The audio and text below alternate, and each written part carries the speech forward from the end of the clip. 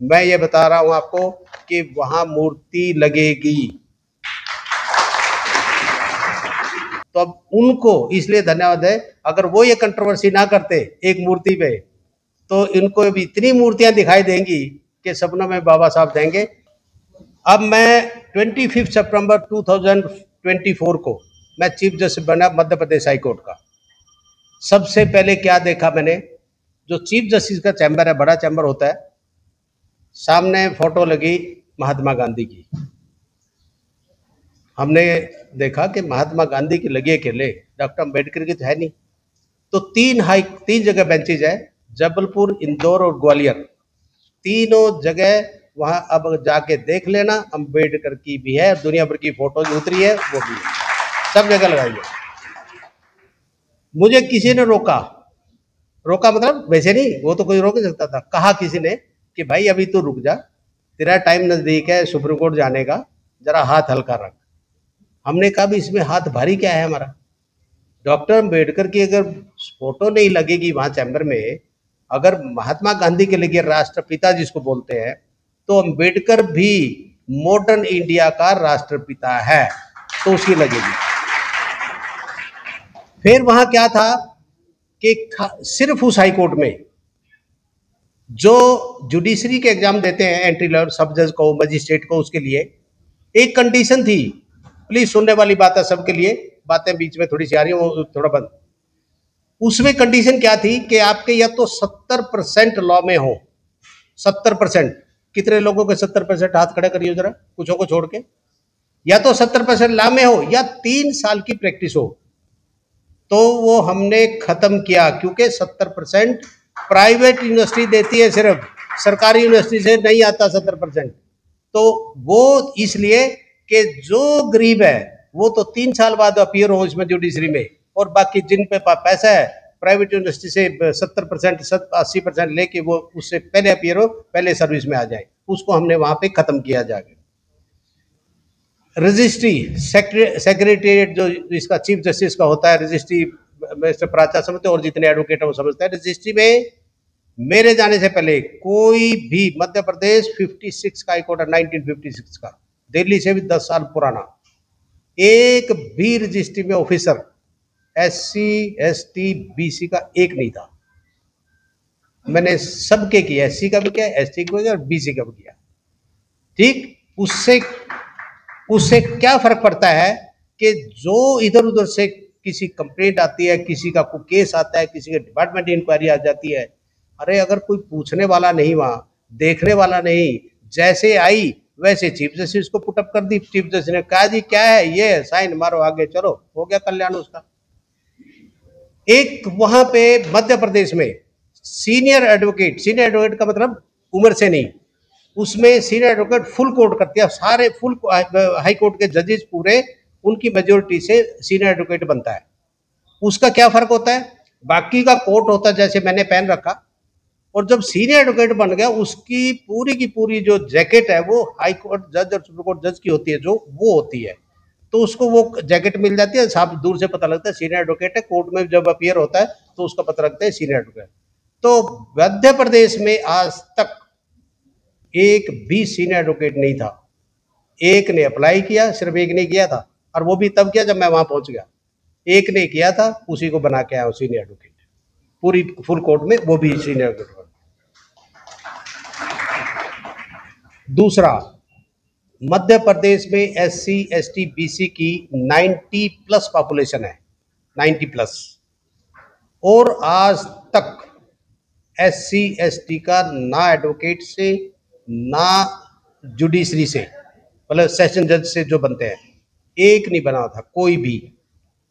Session जज से नहीं बना पाया क्योंकि वो उनकी सीनियरिटी बहुत दूर थी, लेकिन मैंने एडवोकेट से 2 एडवोकेट्स का नाम रिकमेंड किया कॉलेजियम ने, मैं चीफ था, और सुप्रीम कोर्ट कॉलेज ने भी क्लियर कर दिया।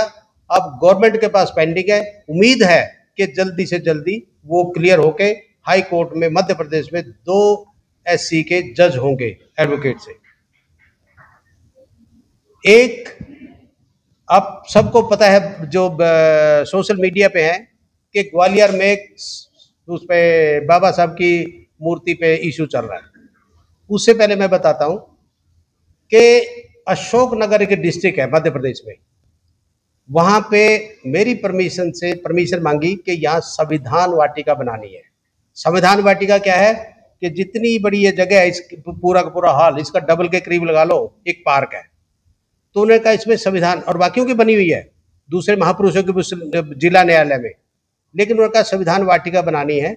हमने कहा बनाओ संविधान वाटिका, परमिशन दे दी, बन गई। उसमें क्या हुआ, संविधान वाटिका में डॉक्टर अंबेडकर का स्टैच्यू भी लगना था, वो लगा और मैं उसका अनावरण करके आया। तो मध्य प्रदेश क्या पूरे इंडिया में, जहां तक मेरी नॉलेज है, मुझे करेक्ट करना अगर गलत हूं, किसी भी जिला न्यायालय में बाबा साहब का स्टैच्यू नहीं लगा एक्सेप्ट अशोकनगर मध्य प्रदेश। और हाई कोर्ट में, जहां ग्वालियर की बात बताता हूं, वहां पे SC ST BC के एडवोकेट्स ने रिप्रेजेंटेशन दिया कि इस प्रांगण में बाबा साहब का स्टैच्यू लगे। वो हमने वहां पे एडमिनिस्ट्रेटिव जज, मतलब जो सीनियर मोस्ट जज होता है उस बेंच में, ग्वालियर में हाईकोर्ट जज, उसको रेफर किया। उन्होंने डिस्ट्रिक्ट कलेक्टर को रेफर किया। डिस्ट्रिक्ट कलेक्टर ने परमिशन जो लेनी थी, क्योंकि गवर्नमेंट की जमीन तो गवर्नमेंट की है, हम तो उसके कस्टोडियन है, तो उन्होंने परमिशन सब दे दी। मूर्तिकार को मूर्ति का ऑर्डर दे दिया और मूर्ति तैयार होगी। फिर हमने गवर्नर साहब से टाइम मांगा। गवर्नर साहब मध्य प्रदेश के, उन्होंने टाइम दे दिया। 17 तारीख मई की डेट फिक्स हुई, लेकिन इस बीच में कंट्रोवर्सी हुई। क्या वजह थी वो मैं उसमें नहीं जाना चाहता, उनकी कोई व्यवस्था होगी। तो 17 को प्रोग्राम कैंसिल हुआ। कैंसिल होने के बाद फिर क्योंकि 20 तारीख को मेरा वो फेयरवेल था, तो इस बीच में समय कम था। और दूसरा सबसे बड़ी बात है, कईयों ने क्वेश्चन किया कि आप चीफ जस्टिस थे, आपका ऑर्डर भी पास हो चुका था, सब कुछ, मूर्ति क्यों नहीं लगी? उसका जवाब मैं वहां भी दिया, मैं आपको भी देना चाहता हूं। बाबा साहब की एक मूर्ति से उसका स्ट्रेचर कम नहीं होगा और एक लगने से बढ़ेगा नहीं। मैं मूर्ति को जो लगाना चाहता था, एक उत्सव की तरह लगाना चाहता था, जैसे सुप्रीम कोर्ट में लगा। कोई सुप्रीम कोर्ट में बवाल नहीं हुआ। मैडम प्रेसिडेंट मुर्मू जी वहां पे आई, चीफ जस्टिस ऑफ इंडिया वहां प्रेजेंट थे, तो इसी तरीके से लगने का वो था। और अभी भी मैं ये बता रहा हूं आपको कि वहां मूर्ति लगेगी।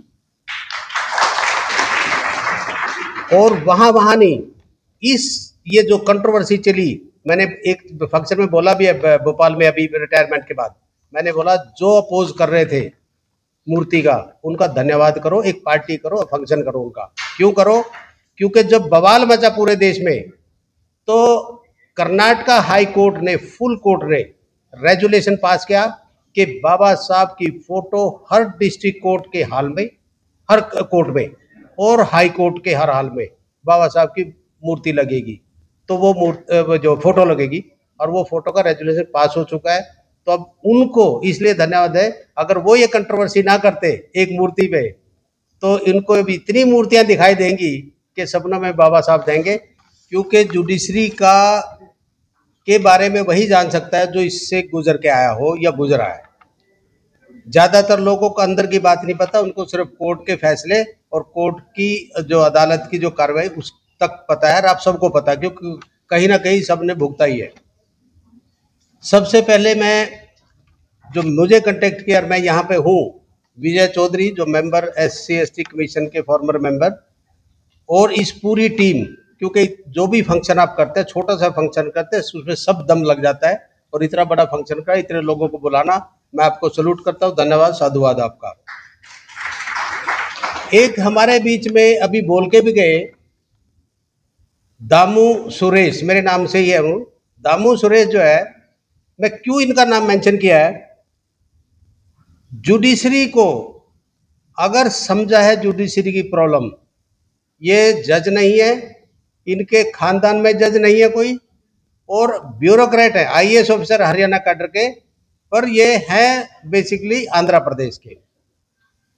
आज से नहीं, मैं कम से कम 10-12 साल से देख रहा हूं, national judicial commission, national judicial service, ये होना चाहिए।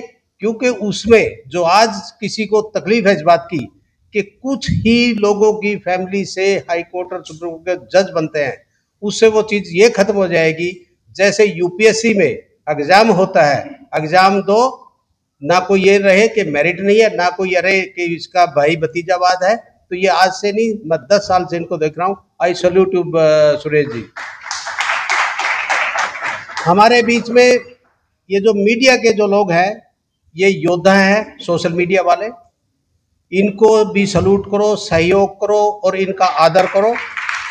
मैं देख रहा हूँ यहाँ शंभू जी, डॉक्टर रतनलाल जी, बाकी की शक्ल में ज्यादा जानता नहीं, सबको थोड़ा बहुत देखा, नाम से नहीं जानता। ये इतने बड़े बड़े पंगे लेते हैं समाज में जाके, सबके आगे माइक मुंह में लगा के, ऐसा लगता है कि ये झगड़ा होकर ये पिटेगा। मगर इतना बड़ा रिस्क, और शायद इन्होंने इतना बड़ा रिस्क इसलिए लिया, इनको याद है डॉक्टर अम्बेडकर की वो लाइनें कि अगर मेरे बीच में मेरा इंटरेस्ट और नेशन का इंटरेस्ट अगर दोनों का होगा, क्लैश करेगा, तो मैं अपना इंटरेस्ट छोड़ दूंगा, लेकिन अगर मेरे समाज का क्लैश करेगा तो मैं कंप्रोमाइज नहीं करूंगा। शायद ये उन्हीं की सीख से ये कर रहे हैं। मैं आपको इस जुडिशरी के बारे में ये बताना चाहता हूं कि यहाँ रिप्रेजेंटेशन नहीं है, और मैं कुछ फिगर्स बताऊंगा आपको, वैसे नहीं। मैं 2004 में सेंट्रल गवर्नमेंट का स्टैंडिंग काउंसिल बना दिल्ली हाई कोर्ट में। और स्टैंडिंग काउंसिल क्या होता है? सबसे बड़ा लॉ ऑफिसर अटॉर्नी जनरल, फिर सॉलिसिटर जनरल, फिर एडिशनल सॉलिसिटर जनरल, और दिल्ली में जो स्टैंडिंग काउंसिल का मतलब 4th लॉ ऑफिसर। और सुरेश जी, डामू सुरेश जी को मैं तब से जानता हूं जब हम स्टैंडिंग काउंसिल थे और इनके डिपार्टमेंट के ये डायरेक्टर स्टेट थे, तो उस टाइम इनके डिपार्टमेंट के केस है, तब से हम एक दूसरे को जानते हैं। और जब ये ब्रीफ करने आते थे, कोई प्रॉब्लम होती थी, but he is very outstanding officer and very bold I ever seen in my life. तो स्टैंडिंग काउंसिल का जो मैं बता रहा हूं, मैं जब 2004 में क्यों मेंशन किया मैंने, मैं पहला SC ST OBC से कोई स्टैंडिंग काउंसिल नहीं बना था दिल्ली हाई कोर्ट में, मैं सबसे पहला बना। इस ऐसा नहीं है कि उससे पहले वकील नहीं थे, लेकिन नहीं बना कोई, आप समझ सकते हैं क्यों नहीं बना। 2008 में मैं जज बना दिल्ली हाई कोर्ट का, 5 सितंबर टीचर्स डे के दिन, वो भी मैं SC ST OBC से पहला था। और आज भी SC ST से कोई नहीं। 75-78 साल उसको हो गए आजादी को। हाई कोर्ट हमारा दिल्ली हाई कोर्ट 1966 का हाई कोर्ट है, और आज तक इनको हमारे वकील नहीं मिलते। क्यों नहीं मिलते? क्योंकि हमारे जब जज नहीं हुए तो कॉलेजियम में भी नहीं पहुंचे, जब कॉलेजियम में नहीं होंगे तो फिर सिलेक्ट कहां से करेंगे आपको? क्योंकि वो अपने करेंगे, आपको थोड़ी करेंगे। तो ये जो चल रहा है, इसके ऊपर आप आज उठाई है, आपने पहले से उठ रही है, और आज ये कॉलेजियम का जो सिस्टम पे जो आपने डिस्कशन किया, ये बहुत अच्छी और बहुत बड़ी पहल है। मैं 2010-11 में जज था, जब नेशनल जुडिशियल एकेडमी हमारी जो जजेस की है वो है भोपाल में, हम वहां गए। टॉपिक क्या था? टॉपिक था कि ये SC ST एट्रोसिटीज एक्ट, इसका मिसयूज है या नहीं, ये टॉपिक था। उसमें जस्टिस जो मोहन गोपाल डायरेक्टर थे जुडिशियल एकेडमी के, अब सीनियर एडवोकेट है वो, प्रोफेसर मोहन गोपाल, उन्होंने जस्टिस के रामास्वामी जी, वो भी आंध्रा के थे, सुप्रीम कोर्ट के जज रिटायर हुए हैं, उनको बुलाना था, लेकिन वो कहीं उनकी व्यस्तता थी। तो उन्होंने मुझे फोन किया, छुट्टियों के दिन थे और हम दीव में थे, दीव के बाद दमन जाना था। तो मोहन गोपाल जी का मेरे पास फोन आता है कि सर टॉपिक ऐसा है, हम उनको बुलाना चाहते थे लेकिन वो नहीं है, अब आपका आना जरूरी है। तो मैं फिर छुट्टी, वो दमन के बाद, दीव के बाद दमन कैंसिल और सीधा भोपाल। क्या था वहां पे? 45 डिस्ट्रिक्ट जजेस थे जो SC ST एट्रोसिटीज के केसेस करते हैं। आप बिलीव करेंगे, मैंने सीधा सा कहा कि आप ये बताइए, सीधा सा, ये मत सोचिए कि मैं ये हाई कोर्ट जज हूं और आप डिस्ट्रिक्ट कोर्ट के जज हैं, क्या आप समझते हैं कि इसका मिसयूज है? 40 लोगों ने पता है क्या कहा कि मिसयूज, 5 ने कहा नहीं। तो क्यों कहा? मैंने जब पहले से पूछा, मैं सारी नहीं बताऊंगा, मैंने एक एक को टाइम दिया कि 2-2 मिनट दो और अपने एक्सपीरियंस से बताइए। सबसे पहले ने क्या कहा कि सर मेरे पास एक केस आया कि एक टीचर का और डायरेक्टर एजुकेशन के खिलाफ मोलेस्टेशन और कास्ट अब्यूज का एलिगेशन है। सर हो नहीं सकते, क्योंकि ये अनपढ़ आदमी कर सकता है, पढ़ा लिखा आदमी नहीं कर सकता। तो मैंने उनको एक ही उदाहरण दूंगा आपको, जो वहां दिया है ऑन रिकॉर्ड है, कोई इधर उधर की बात नहीं। उनको मैंने कहा कि आप नोट कर लो fact and figure. 1973 batch IRS custom centre से सर्विस पहले होती थी, आजकल GST कस्टम्स है। मेरे ब्रदर उसी बैच से थे। 73 बैच के एक उदय नारायण इटावा में से, एटा या इटावा दोनों में से एक वहां के थे। वो बड़ौदा पोस्टिंग थी उनकी। उन्होंने एक फाइल पुटअप करी अपने कलेक्टर को, तब कलेक्टर असिस्टेंट कलेक्टर बोलते हैं, तो कमिश्नर, अब कमिश्नर हो गए। तो उन्होंने फाइल पे देख के कहा कि सुनो ये नोटिंग गलत है, इसको चेंज करके लेके आओ। उन्होंने कहा साहब मैंने अपनी जो नोटिंग देनी थी, मैंने अपनी ओपिनियन लेनी थी, मैंने ली, आपको जो करना आप सीनियर ऑफिसर बदल सकते हैं। उसने कहा नहीं, तुम्हारा काम मैं करूंगा कोई। उन्होंने कहा मैं अपना काम किया, आप अपना काम कीजिए। उसने एक बात कही, तो कि भर्ती किसने किया? कहता उसी ने जिसको आपने किया है। एक शब्द और बोला उसने, तुम्हारे हाथ में झाड़ू ही ठीक था। उस ऑफिसर ने क्या किया? जूता निकाला और उस ऑफिसर के दो टिकाए।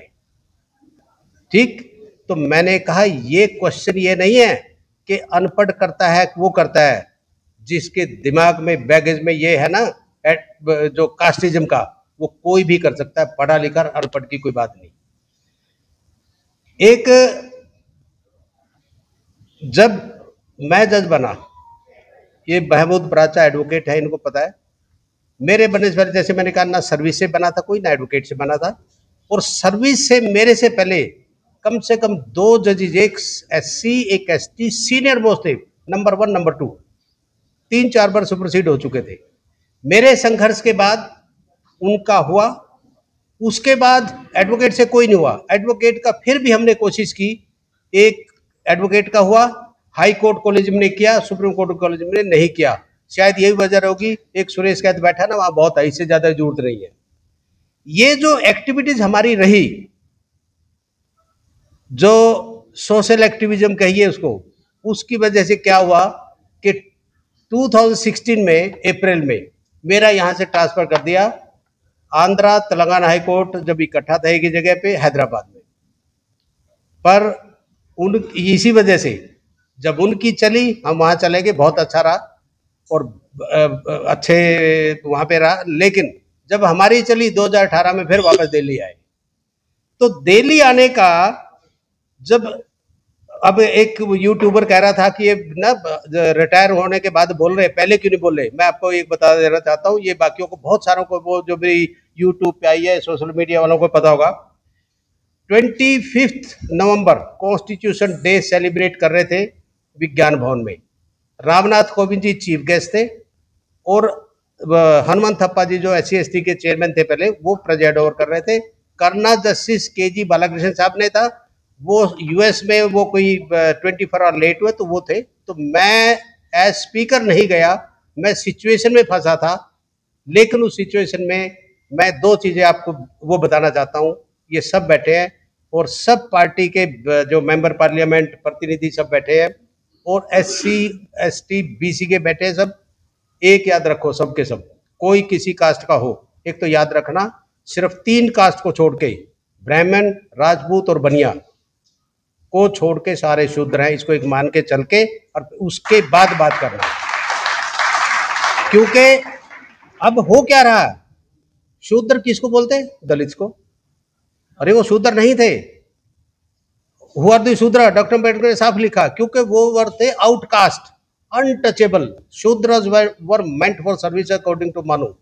जब वो सर्विस क्या, उनकी परछाई से भी प्रॉब्लम थी, तो उनसे सर्विस कैसे लेते थे? तो आउटकास्ट थे। एक ही समझ को, तो एक मानो सब अपने आप को, सबके इंटरेस्ट कॉमन है, और कॉमन चलोगे तो कोई प्रॉब्लम नहीं। डिवाइड रहोगे तो फिर वो आप देख ही रहे जो रिजल्ट आज है। तो उसमें मैंने विज्ञान में ये भी कहा था, SC/ST के 31 जजेस थे उस टाइम जो काउंट किए मैंने, 31। मैं आज की बात कर रहा हूँ, 23 नवंबर 2023 की बात कर रहा हूँ।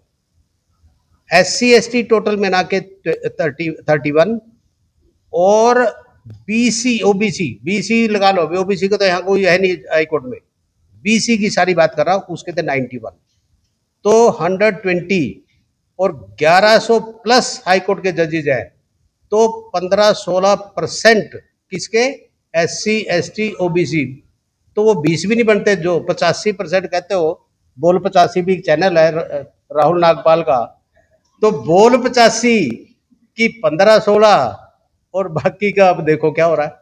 तो इसको आपको बार बार ये करना पड़ेगा। मैं जुडिशरी की बात कर रहा हूँ, बाकी की बात नहीं कर, बाकी की सब बोल रहे हैं, सबने अच्छा बोला, सबकी नॉलेज है, मेरे से ज्यादा नॉलेज, इसलिए मैं उसमें एंटर भी नहीं करना चाहता।